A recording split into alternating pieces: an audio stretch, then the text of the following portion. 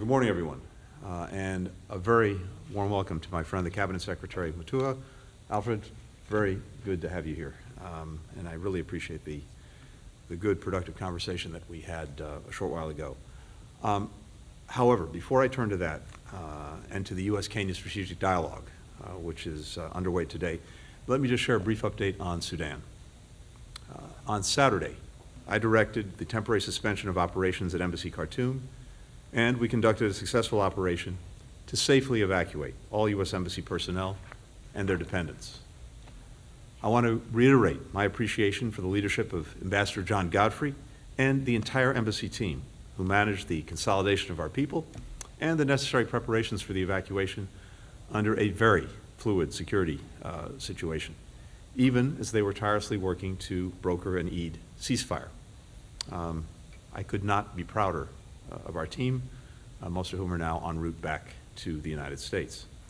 I especially want to express my gratitude to Secretary of Defense Austin, Chairman of the Joint Chiefs Milley, and the men and women of the U.S. military who executed the evacuation operation with their usual extraordinary precision and skill. They once again demonstrated that they are the finest in the world. A decision to suspend operations at the embassy, remove our personnel from their assigned posts, is among the most difficult that any secretary has to make. But my first priority is the safety of our people, and I determined that the deteriorating security conditions in Khartoum posed an unacceptable risk to keeping our team there at this time. I want to be clear that even as we have temporarily suspended operations on the ground in Khartoum, our diplomatic and consular work in Sudan continues. Indeed, in just the last 36 hours since the embassy evacuation operation was completed, we've continued to be in close communication with U.S. citizens and individuals affiliated with the U.S. government to provide assistance and facilitate available departure routes for those seeking to move to safety via land, air, and sea. This includes Americans who are traveling overland in the UN convoy from Khartoum to Port Sudan.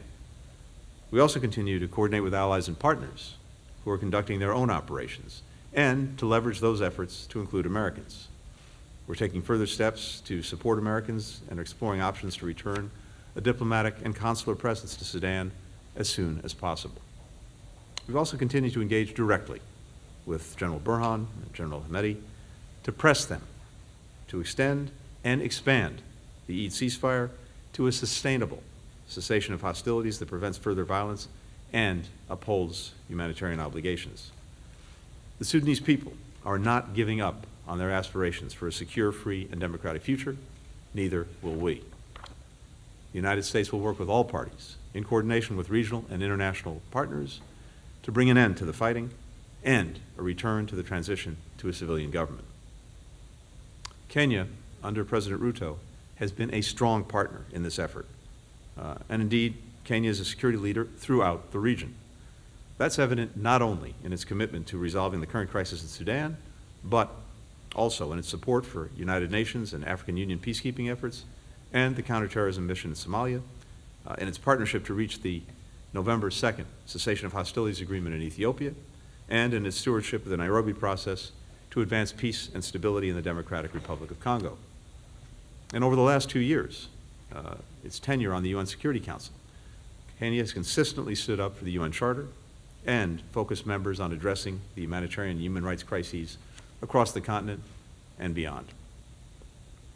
Beyond peace and security, Kenya and the United States are partnering on a wide range of issues, and that's reflected in the breadth of topics that we're tackling in this strategic dialogue. One of the major focuses we had today is public health, an area in which Kenya is demonstrating its potential to be a regional and indeed a global leader. The United States is supporting Kenyan-led vaccine production, including through Moderna's $500 million investment in a new manufacturing facility near Nairobi, which will produce mRNA vaccines to tackle viruses from COVID-19 to Ebola, from RSV to HIV. Kenya remains at the forefront of the global HIV response. Today, that's nearly reached, and has nearly reached, its 95 targets. Diagnose 95% of all HIV-positive individuals, provide antiretroviral therapy for 95% of those diagnosed, and achieve viral suppression for 95% of those treated. That is a tremendous milestone that is saving countless lives. And we're proud to have supported this effort over 2 decades with PEPFAR, as it's been operating in Kenya. Now, we're building on that success by moving to a Kenyan-owned, Kenyan-driven, and Kenyan-funded framework that will position the country to achieve sustained HIV epidemic control by 2025. Health security and food security are closely intertwined. We've heard loudly and clearly from African leaders that emergency aid cannot be the only solution. So, we're investing in sustainable, long-term African food production. That includes our work with the AU and the UN to invest in nutritious, climate-resilient crops and develop climate-smart agriculture. And it includes mobilizing the private sector in that effort. President Ruto recently announced 14 investments valued at over $150 million by private firms in Kenya's agro-industrial productivity. In total, these new partnerships will create over 20,000 Kenyan jobs, boost incomes for more than 1 million smallholder farmers, and increase sales and exports by over $130 million, while, of course, dramatically increasing local crop production and reducing malnutrition. U.S. companies are eager to invest in Kenya's success. We're committed to supporting U.S. investment in Kenya, particularly in key sectors like information and communications technologies, agriculture, renewable energy, which will help Kenya achieve its goal of reaching upper middle income status by 2030, while creating jobs and opportunity for people in both our countries. Finally, we're discussing through the strategic dialogue how the United States can continue to support Kenya's democratic progress. Its recent free and fair elections and orderly and peaceful transition of power are a model for the region, demonstrating the commitment of its people, civil society, and leaders to transparent governance that is accountable to its citizens. So we made a lot of progress, and we're proud of it. And we have a lot on the agenda today. And as with all of our strategic dialogues, particularly with Kenya, the work of today is also the work of the 364 days that follow. This is an effort that takes place day in, day out between our governments, between our officials, between our experts, but also between our private sectors, our civil societies, our citizens, building, strengthening a partnership between our countries. I want to thank the Cabinet Secretary for his commitment to advancing this agenda. And Alfred, the floor is yours. Thank you very much, Secretary Blinken. I'm very happy to be here with my team, and I want to thank you for the warm welcome that you've given to us and the hospitality. In this strategic dialogue that is very important for both our countries, and not just both our countries, but also the African continent. Let me start by where you finished, and that is the issue of democracy. Kenya prides itself to be a democratic country that believes in the rights of the people to be able to go to the ballot box and choose their leaders and to live in a stable country where there's economic growth. And we want to thank the United States for the support you've given us over the years in ensuring that we have a democratic country. And we will continue expounding the views and the principles and philosophies of true democracy as it is and stability in the region. Kenya is open for business, as we usually say. You know, we are moving into an era where we are saying we want more trade, not aid. Kenya is well placed in the African continent to be a hub for American investors. In the African continent, we now have the Africa Continental Free Trade Area with a population of 1.3 billion people. When you come and invest in Kenya, it means you're investing in the continent of Africa. You're able to supply your goods. You're coming from a hub that can able to help you. We have worked very closely with American companies, and we had a very good Chamber of Commerce meeting in Nairobi where a raft of new initiatives were announced to enable people to be able to, American firms to be able to come and invest in Kenya. So welcome Americans to come and invest in Kenya as we continue. In the area of our cooperation and strategic dialogue, it mentioned Moderna as a company that is about to break ground in Kenya. We welcome more companies to come to Kenya because we've always been very good partners and we'll continue working well together. In this strategic dialogue, I think we're also talking about issues of climate change. The reality is that it is not a matter of when, but if, when the world has transitioned from fossil fuels to renewable energy. Kenya, we're at a good place. 92% of our energy is renewable energy, using hydro, geothermal, solar, and wind, and we want to grow that to 100% by 2030. And we want to work with American firms and American government towards supporting the production of green hydrogen, which is what the future world needs. So we have looked at the past. We have fossil fuels. We've decided not to tap into them because the environment is very important. We have to protect now for future. Otherwise, the world will not be in a very, very good place. So we want to be able to work together in those many ways. We'll be discussing many issues ranging from security, peace in the region. As you know, Kenya has been quite involved in the mediation in Ethiopia and also looking at what we can do for the Democratic Republic of Congo. COVID has taught us that what happens in one part of the world will have an influence or an impact on what happens in the rest of the world. So we want to acknowledge the support we have been receiving and the comradeship between us and the United States in terms of bringing peace to the region. And we are committed to be the peacemakers of the continent of Africa, if not the world, looking at silencing the guns, people sitting down and being able to work together.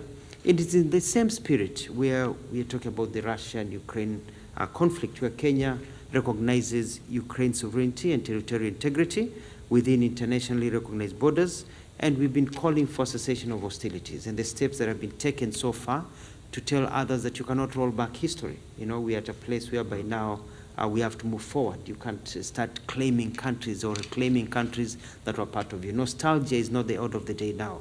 We need people to be respected. We need peace and security. And we have to have a system where we don't let things get out of hand, because today it's Ukraine. What about tomorrow? What will it be? We are also very happy about many things that are happening. But as they happen also, we are quite sad about what's happening in the Sudan. And we've been working closely with the government of Sudan, trying to get to a place whereby we can have peace and stability. It is quite tragic that we have more bullets coming into Sudan or being used in Sudan than food.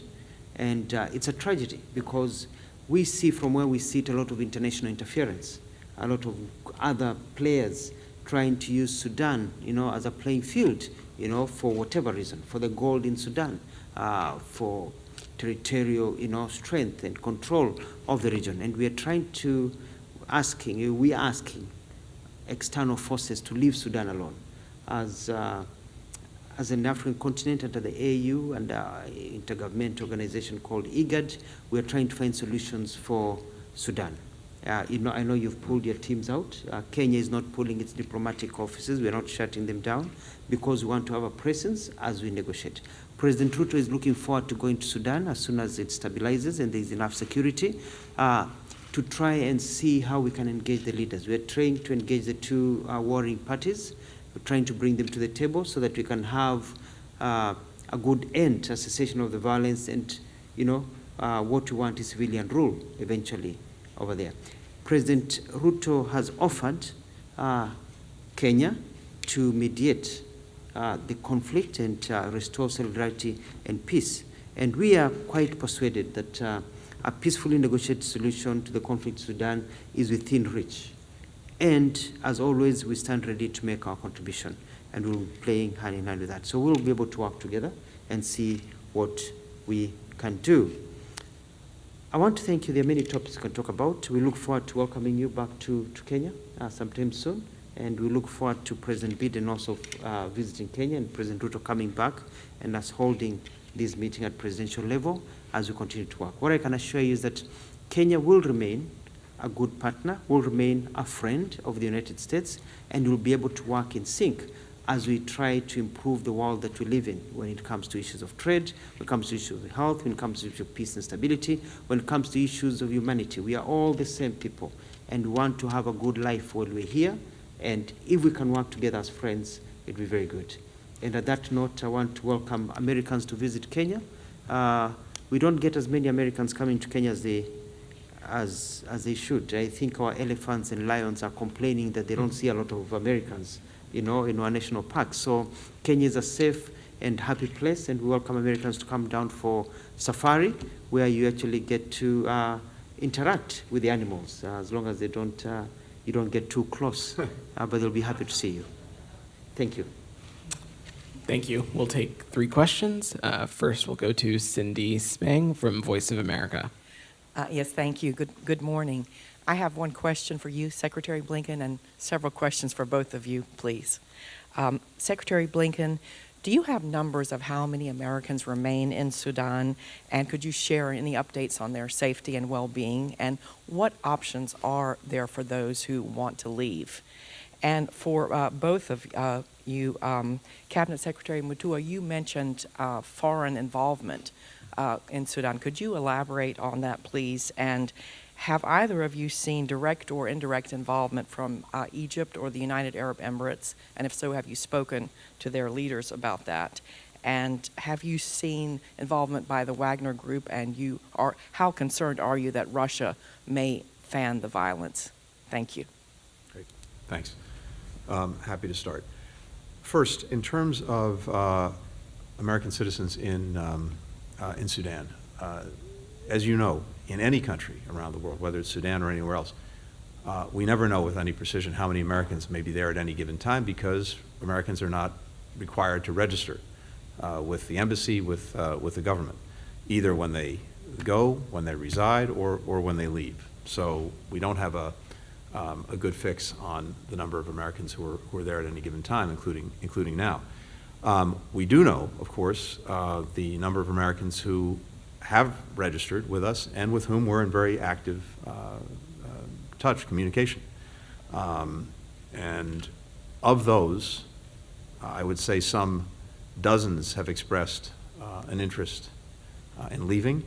And as I mentioned just a few moments ago, even with the withdrawal of our embassy personnel from Sudan, our efforts to provide services to American citizens who are there, consular services, other services, advice continues, and we're in regular communication with American citizens. We are looking to see how we can help them ensure their own safety. We have been working with allies and with partners to do as much as we can to enable them to find their way out if that's what they choose to do.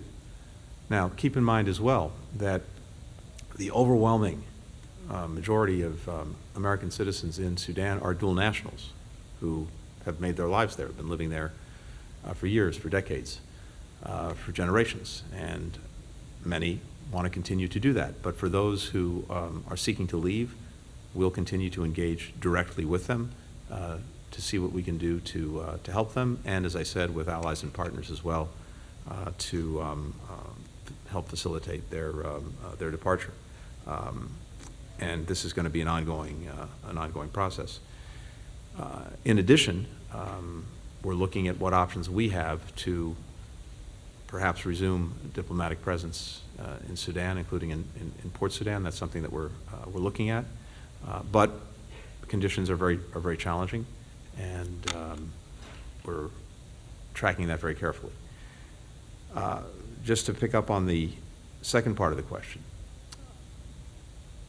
look, on one level, a whole variety of countries are involved in Sudan, have been engaged there, and engaged to some extent in trying to help Sudan move forward with its transition to a civilian-led government. And we have been in touch repeatedly throughout this crisis with a variety of them. I've spoken directly to counterparts in Saudi Arabia, in the United Arab Emirates. Other members of our team have spoken to Egypt and other countries, the United Kingdom, all to the same end, which is trying to get a ceasefire, trying to get a more sustainable cessation of hostilities, and then trying to get the country back on track to the transition to a civilian-led government that it was on before the violence that erupted derailed that effort. And it remains vitally important that countries use whatever positive influence they have to try to move Sudan in that direction. We do have deep concern about the engagement of the Prigozhin group, the Wagner group, in Sudan. It's in so many different countries in Africa, an element that, when it's engaged, simply brings more death and destruction with it. And it's very important that we not see its further engagement in Sudan. And I know a number of countries are very concerned with that prospect. Thank you. Thank you very much. I agree with you there with the last statement about all these groups coming in and destabilizing. Currently in Sudan, we are trying also to evacuate Kenyans who've been working and living in Sudan. We've got to a lot of requests by other international organizations, the UN particularly, and other countries to help evacuate some of their people and bring them to Kenya or get them out of Sudan, because we've got a network happening. And so we'll be proceeding. But it would be good if we can find a way of establishing a ceasefire, even for a few hours, or even a half a day or a day, to enable people to be able to move, to enable food and supplies to be brought into people, especially in the capital Khartoum and other places. In terms of involvement and indirect and direct involvement of various groups, we've been quite concerned by some of our friends in the Middle East, as we have said, Russia and others who for a long time have been friendly to either one or the other side. And we're just saying that at this particular time, it is not a time to take sides in a war. It's time to be able to come together and bring them together, because at the end of the day, peace has to prevail. And so it doesn't matter who you support. At the end of the day, we need to have the people of Sudan have stability. So all these other interests, if they can just keep off and let us bring peace to Sudan, we do believe it is possible. And that is where we are working towards as Kenya, together with our partners. And we don't want to be talking to people who are being supported and armed more and given strength by outsiders who don't live in Sudan. We care about Sudan. As part of the African Union, we want to silence the guns in Sudan. We want to find an African solution to African problems with the support of our friends, but we can't effectively do that if we are talking to groups that are being strengthened every day by other parties who believe that all they need to do is to fight to the end. There's no fighting to the end. At the end of the day, it's the local and the normal people who lose, not just the leaders. We'll next go to Julian Pekwa from the Africa Report. Thank you very much. Julien Piquet, the Africa Report, Jeune Afrique. You mentioned, Secretary Mutua, about President Ruto's involvement with IGAD and the talks with the Sudanese.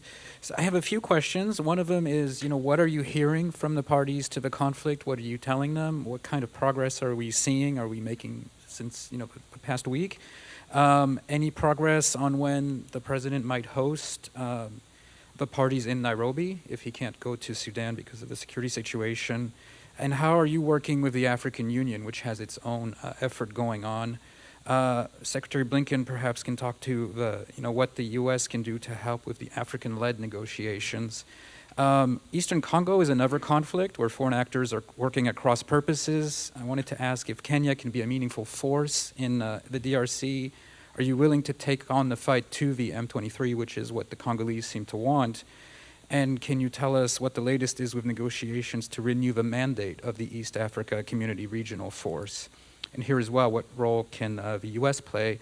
And then finally on trade, perhaps we can talk about agriculture specifically, which is a very big deal to the Kenyans, obviously. What kind of progress are we making in the bilateral talks on agriculture and particularly U.S. GMO exports to your country? Thank you so much. Thank you very much. As members of IGAD, we have decided to be at the forefront in finding a solution to all these problems. We do believe that we are at a good place because the two warring leaders are talking to us. So that's a good sign. They're not, when they're being talked to, they're talking back, and we're able to open the channels of communication. The fighting is still going on in Sudan, but we just feel that at least we have an entryway. They have not locked themselves up and shut their ears to the world. They're listening to the world, and they know the pressure that is being felt around them. Our president is ready. We have said that Kenya is ready at any moment's notice, even if our president may not be able to go there immediately. We are ready to start discussions, and that's a message we are communicating to them, is that send us part of your teams. Let's start talking about what needs to be achieved, because there's a reason they are fighting. They are fighting because they can't agree about something, and we need to be able to sort out what they can't agree about, find a common agreeable ground, and then be able to move forward. And this is also under the auspices of the African Union. the African Union had a ministerial meeting where they called a session of fighting, where they called for dialogue, and so this is part of the process. What we're doing as Kenya is that we are not just going to wait. We are saying we've stuck our necks out and saying we can provide a solution. We've been in this game for some time. We've kind of have a bit of experience on how these things are done, and we love the people of Sudan so much that we say that we are ready to commit ourselves to hosting a mediation between the two of you, the two warring groups, and trying to find a solution so that the innocent people of Sudan, great people of Sudan, who are suffering, can have this burden lifted from them. In terms of Eastern Congo, yes, our troops are on the ground, and it's not about us fighting the M23. We are not there to fight M23 or to fight anybody. We are there to provide a corridor that allows the groups that are fighting the Congolese government and the ones that are being fought by the Congolese government to have a sense of security, feel that they can start, they can start putting down their guns and getting to the table and be able to negotiate. It is important to note that M23 has been in operation for over 30 years. It is not just a simple problem that just started yesterday. So we are working together, and the Nairobi processes are still going on. Process is still going on. We have Nairobi 4 coming up, and so we are fully engaged. And there are different meetings being called this coming month to try and sort out the issue. In terms of the regional force and extending, that's in the process, and we're confident that will be. Kenya is not planning to withdraw its troops until we find an amicable solution. And we want to thank our partners, the United States and others, for the promised support that we can be able to work together to ensure that that region is stable. Maybe you can take agriculture first, then I can. Great, thank you, Alfred. Let me just add that in terms of our engagement in Sudan, first, we've been deeply engaged directly with the parties. I've spoken to Generals Burhan and Hamedi on multiple occasions. We strongly support African-led efforts to help both mediate this crisis, to end the hostilities, and as I said, get back on track to transition to a civilian-led government. We participated in, I think, an important meeting by video conference that was convened by the chairperson of the African Union, Mr. Faki, just at the end of last week, that included the Secretary General of the United Nations, that included virtually all of the stakeholders in Africa and beyond who have an interest in trying to help Sudan get back on track, and we continue to support those efforts. We all have the same goal. We're all driving to the same place. That is a ceasefire that's genuinely durable, that turns into a full cessation of hostilities between the competing forces, and that resumes the very important negotiations that were underway to create a transition to a civilian-led government. Negotiations that had produced very significant progress, including the agreed framework.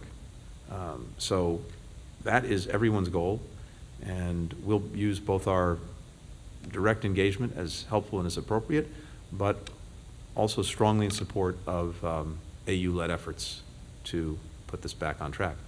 With regard to the United States and Kenya and trade, I think first it's worth pointing out that it's up 20% over the last year. That in and of itself speaks volumes. And when it comes to agriculture, that's exactly one of the things that we focused on today in a variety of ways. And I think that's going to be also the product of the strategic dialogue that we're having today, and that you'll hear more about when we conclude our conversations. One of the things that we talked about, and this has been part of an ongoing conversation, is, of course, Kenya is on the receiving end of an acute food insecurity challenge,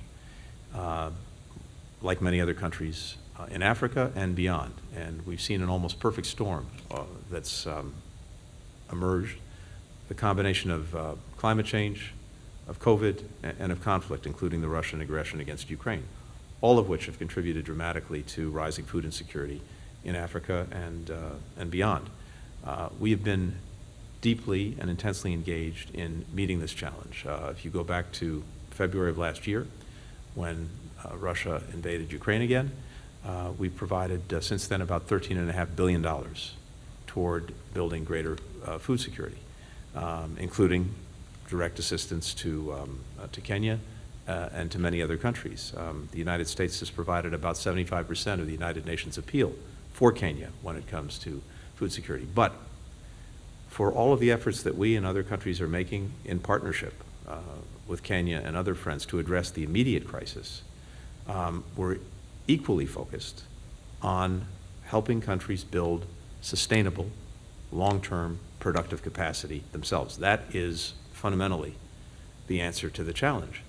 And I think there's tremendous opportunity there, including in the work that we're doing with Kenya. One aspect of that is making sure that using remarkable technology that we've developed over recent years, that two things are addressed: the health and strength of soil and the resilience of seeds. We have the capacity to basically map soil anywhere to determine whether it's strong or not and needs help. We also have remarkable technology when it comes to seeds to make sure that they are much more resilient to climate change, to droughts, to extreme conditions. And this is one of the things that we're working on with Kenya, as well as building out the entire production infrastructure that's also vital to making sure that there's genuine food security. So this is very much part of our dialogue. It's part of our ongoing conversation, and I expect you'll see more on that in both today and in the months to come. Thank you very much. Just to add on to issues of agriculture, and this is where, with the impact of climate change, I think it's a lesson to all of us that we can't keep on relying on rain-fed agriculture. So we have a massive program in Kenya of building dams so that we can be able to conduct irrigation, hold irrigation programs, so that now when it rains or it doesn't rain, at least we're there. But we still have to combat climate change. That's why we are planting 15 billion trees over the next few years to try and roll back what is happening. Agriculture in our region will only thrive if our farmers feel that they need to use it for economic reasons. Agriculture is not only for food, because when a farmer grows crops, that farmer sells those crops, eats some and sells the crops, and gets money for school fees, for building, for their car, etc., etc. So to us, we're looking at agriculture as also an economic issue. And that's why we're talking about value addition in the conversation we're talking about, getting our products here. I can say with no fear of contradiction that Kenya has the best tea and coffee in the world. And so we'd like to be able to get more of that in the United States, and even our products, as we add value to our products, which means that with the opening up of the markets, means that our farmers get more money in the pocket. As a motivation, they engage more into growing crops, and then it becomes a cycle that is able to continue. So it's about sustainability. Final question, Kylie Atwood, CNN. Good morning. Thank you, guys.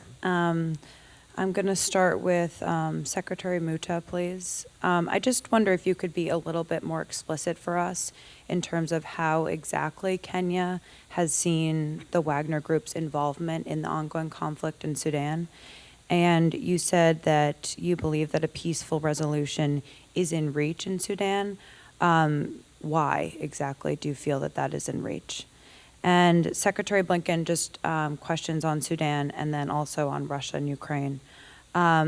First on Sudan, have the convoys that have attempted to leave Sudan, that have American citizens who have joined them, run into any problems, any violence along the routes on the way out, as far as the U.S. knows at this point?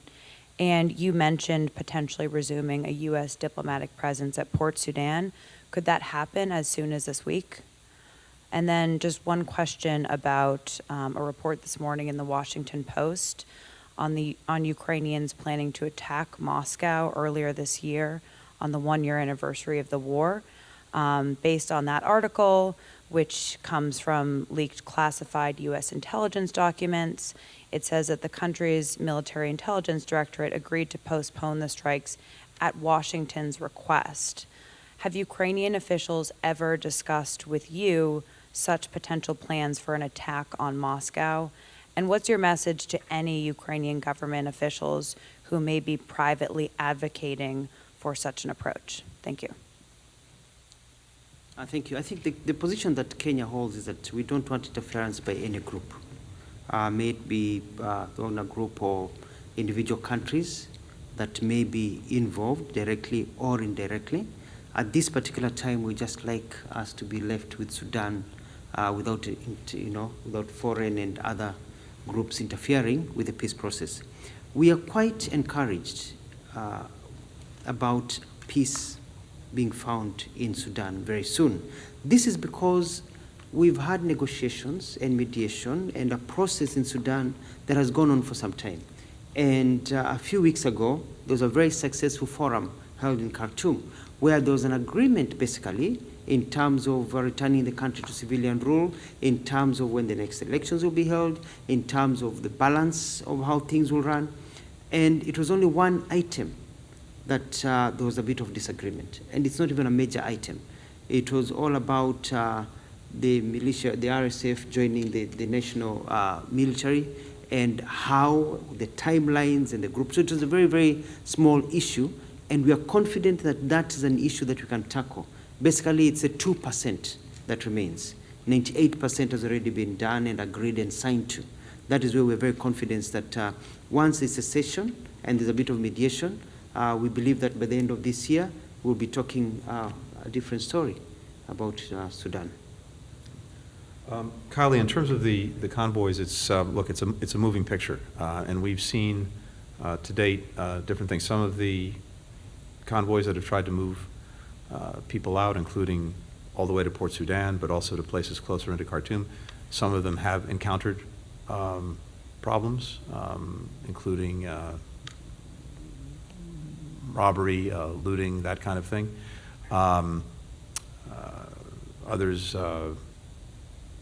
not, but it's something that we're tracking very, very carefully to the extent that we've been able to facilitate Americans being folded in to some of those convoys. We'll continue to do that, but we're also trying to provide the best possible advice we can to anyone asking for our assistance about conditions, about safety, about security, so that they can make their own decisions with the most information possible. But it's something that we're tracking as carefully as we can, and of course we're in very close contact with a number of countries that are engaged in removing their personnel from Sudan to make sure that we know from them what they're experiencing, what they're encountering. All of that factors into the advice that we can provide and the decisions that we make. When it comes to resuming our own diplomatic presence in Sudan, look, that's going to be entirely dependent on the conditions in Sudan. Again, something that we'll look at day in, day out, but I can't put a time frame on it at all. It's really conditions dependent.